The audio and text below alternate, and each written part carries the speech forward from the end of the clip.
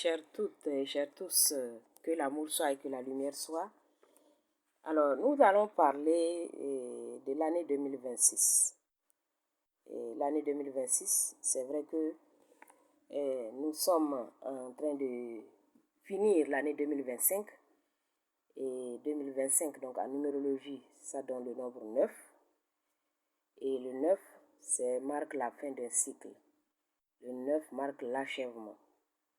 Et c'est vrai que c'est important pour terminer donc l'année 2025 de faire le bilan, de faire le point de tout ce que nous avons fait et nous avons vécu et traversé ces 9 dernières années. Parce que nous allons passer en 2026 au nombre 1 qui est le début d'un nouveau cycle. Et donc, 2026, c'est une année de basculement. C'est le début d'une nouvelle ère. Cette année-là va marquer le début d'une nouvelle ère. Et en réalité, c'est quelque chose qui se fera au niveau individuel, mais aussi au niveau collectif, au niveau universel. Ce que chacun vivra à son niveau sera aussi ce qui se vivra non seulement au niveau collectif, au niveau universel. 2026, comme je l'ai dit, déjà, ces dernières semaines, nous devons faire le bilan, faire le point. Pas seulement de l'année 2026, et pas seulement, de l'année 2025, mais de l'année 2026. Nous devons faire le point des 9 dernières années de notre vie jusqu'à 2025 et voir quelles ont été nos forces et nos faiblesses. Qu'est-ce qui a marché, qu'est-ce qui n'a pas marché. Si tout a bien marché, tant mieux. S'il y a eu des manquements, s'il y a eu des choses que nous n'avons pas pu, que nous avions en idée, mais que nous n'avons pas pu réaliser, comment les réaliser? Donc, nous devons faire le point. C'est important. Quelles sont, disons, nos faiblesses? Est-ce que notre faiblesse, c'est le fait de parler mal des autres? Est-ce que notre faiblesse, c'est de ne pas amener nos projets à terme? Est-ce que notre faiblesse, c'est de ne pas avoir le temps pour la prière? Est-ce que notre faiblesse, c'est de n'avoir pas pu aider les autres? C'est ça. Faire le point. Qu'est-ce que nous n'avons pas pu faire? Qu'est-ce que nous avons pu faire de positif au cours de l'année, déjà des 9 dernières années dans nos projets, mais aussi au cours de l'année 2025. Et c'est à partir de ce bilan que nous allons faire de nouveaux choix. Parce que pour entrer dans cette nouvelle année qu'est 2026, mais surtout qui marque le début d'une nouvelle ère pour les 9 prochaines années qui viendront, nous devons faire de bons choix. Les choix liés peut-être à nos projets que nous avons voulu réaliser, mais qui n'ont pas abouti. Et ayant vu dans le bilan pourquoi ça n'a pas abouti, voir maintenant quelles sont les mesures que nous allons prendre pour que ces projets-là puissent aboutir. 2025, comme je l'ai dit, marque le début d'une nouvelle ère. Et ce qui marque cette nouvelle année, c'est une année où la lumière va s'accentuer. La lumière a commencé depuis. La lumière a commencé à se diffuser partout depuis. Mais 2026 sera une année aussi lumière va encore se répandre davantage. Et comme nous le disons souvent, rien ne pourra arrêter cela. Ce qui signifie que, personnellement, individuellement, chacun doit veiller aussi à répandre la lumière en lui. Chacun doit veiller à l'expansion de la lumière en lui. Chacun doit travailler à son niveau pour s'éveiller davantage parce que lorsqu'on parle de lumière, on parle d'éveil. On parle d'ouverture, on parle d'amour. Lorsqu'on parle de lumière, on parle d'amour. Ça signifie que nous devons encore aimer davantage la création. Nous aimer d'abord davantage nous-mêmes. Aimer notre environnement. Aimer autour de nous. Parce que ce sera une année lumineuse. Et comme le nettoyage a commencé depuis, comme nous l'avons observé en 2025, le nettoyage aussi va continuer. Le nettoyage va continuer. Ce nettoyage se fera non seulement sur le plan individuel, mais aussi sur le plan collectif. La terre est en train d'être nettoyée. C'est pourquoi on parle de dévoilement. C'est pourquoi tout ce qui empêchait, tout ce qui était caché dans l'obscurité, tout ce qui empêchait la lumière de rayonner davantage est en train d'être nettoyé.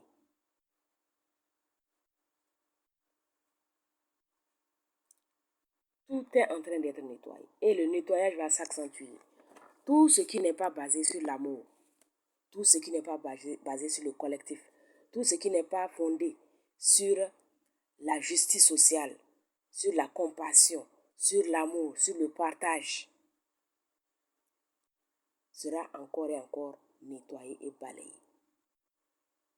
Ça ne dépend pas d'un homme, ça dépend, c'est l'univers qui décide. C'est l'univers qui décide. Et donc, chacun doit travailler à son niveau pour impacter la lumière. Chacun doit travailler en lui-même parce que c'est un travail intérieur. Et en accélérant la lumière en lui-même, il va impacter son environnement. Parce que 2026, c'est une année, comme je l'ai dit, où les énergies vont accompagner l'humanité. Où la lumière va rayonner encore plus que 2025. Et lorsque vous regardez tout ce qui s'est passé en 2025, même depuis 2020 jusqu'en 2025, vous voyez tout le nettoyage qui a été fait sur le plan mondial.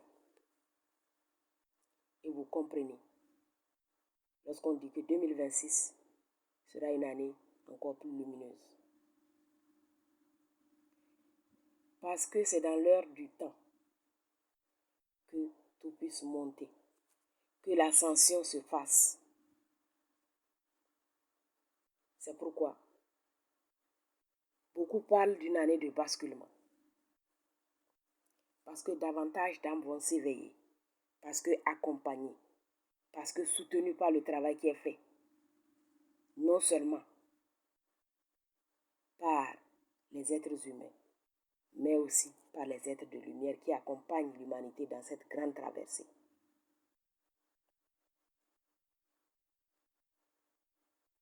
Ce n'est pas quelque chose qu'on doit se faire compter. Nous devons le vivre et pour le vivre, nous devons agir à nous-mêmes. Le nettoyage, comme je l'ai dit, c'est un processus intérieur qui va se manifester extérieurement. Peut-être que nous sommes quelqu'un d'envieux, de jaloux. peut-être que nous sommes avides, peut-être que nous sommes corrompus. Chacun a son mal. Et c'est à chacun de travailler sur lui-même pour corriger, pour laisser. Parce que lorsque vous arrivez à vaincre une obsession, lorsque vous arrivez à nettoyer une perversion, alors vous laissez une vertu s'installer et la lumière rayonne davantage en vous. Donc, chacun doit travailler à son niveau pour ce nettoyage individuel qui va impacter toute la création, qui va impacter. Et c'est là qu'on comprend pourquoi il est dit que le meilleur reste à venir. Parce que nous sommes sur le chemin du meilleur. Le meilleur reste à venir. Et le meilleur, il est déjà là, ici et maintenant.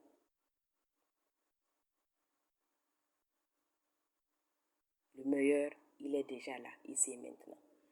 C'est à nous de faire les choix qu'il faut, de semer les bonnes graines pour que 2026 soit une année où la lumière explose en nous, où la lumière nous éblouit au-delà de nos espérances. C'est important en ces temps qui clôture l'année 2025 que nous fassions de bons choix, que nous sémions les bonnes graines pour qu'elles puissent éclore et qu'elles puissent produire les fruits à la mesure du travail que nous avons fait.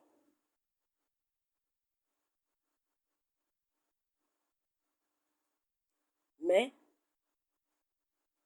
nous devons comprendre une chose, c'est que l'univers avancera avec nous ou sans nous.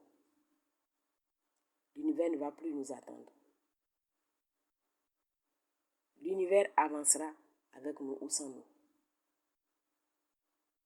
2026, cette année spéciale, c'est une année que nous devons accueillir solennellement. Et c'est là aussi que réside l'élément important. C'est de bien nous préparer à accueillir 2026. Et accueillir une nouvelle année, ce n'est pas seulement la fête. C'est quelque chose que nous devons faire dans notre cœur. C'est un travail que nous devons faire intérieurement. Et après, on pourra célébrer extérieurement. Quand nous avons fait un travail intérieur pour accueillir cette nouvelle année, nous saurons aussi comment célébrer. Parce que les deux sont liés.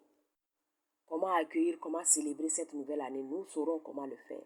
Nous saurons en accueillant comment verbaliser. Quoi dire? Nous l'avons fait intérieurement. Nous avons fait le ménage. Nous devons faire le ménage en nous-mêmes. Nous devons nettoyer la maison.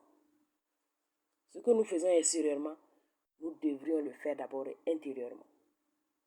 Parce que lorsque l'année arrive, il y a tout, il y a les guirlandes, on prépare. Tout ce qu'on prépare extérieurement, nous devrions d'abord le faire intérieurement. Nous devons décorer notre arbre intérieur avec les vertus et les valeurs. Nous devons illuminer notre cœur avant d'illuminer et de décorer extérieurement.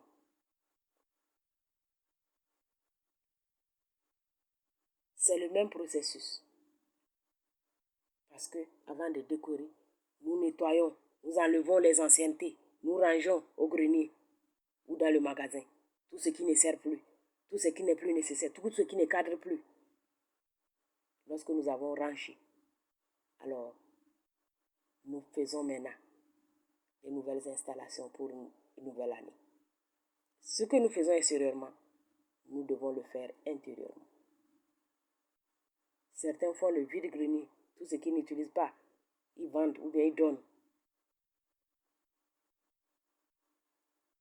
Donnons à la nature toutes les négativités pour qu'elles soient purifiées. Et installons maintenant les belles et nouvelles choses intérieurement.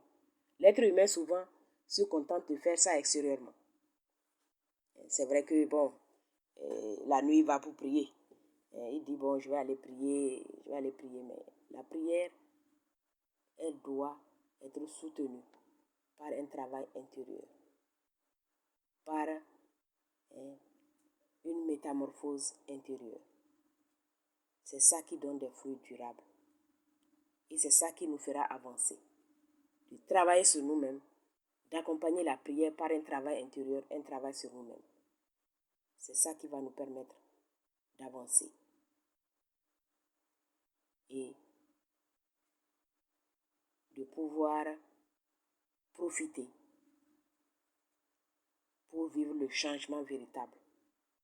Parce que le changement véritable, c'est un processus de l'intérieur vers l'extérieur. Merci de votre fidélité. Que l'amour soit et que la lumière soit.